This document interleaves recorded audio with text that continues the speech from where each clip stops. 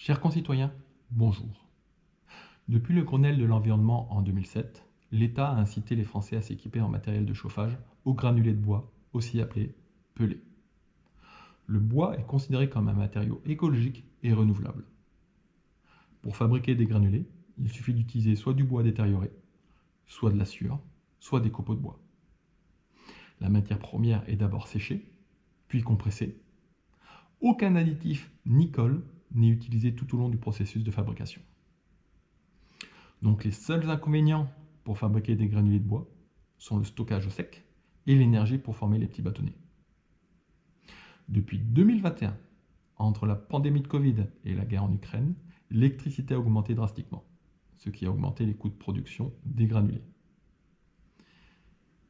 En moins d'un an, on a vu le prix des granulés plus que doubler.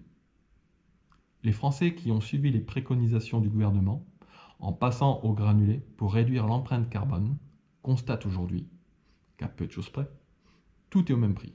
Je pense notamment au fioul. Sauf que malgré les aides, il y a un investissement individuel conséquent pour procéder à cette transition énergétique. Et ces Français ne s'y retrouvent plus. Forcément, le bouclier tarifaire ne s'applique pas aux producteurs de granulés de bois. Et encore une fois, l'écologie passe en arrière-plan. Et cela convient à nos représentants. Mieux encore, depuis 2010, il y a très peu d'industrialisation du granulé de bois pour amortir la demande croissante du marché. On parle beaucoup, on veut bien faire les choses, mais au final, on ne s'en donne pas les moyens. Et après, on nous demande de croire en nos élus.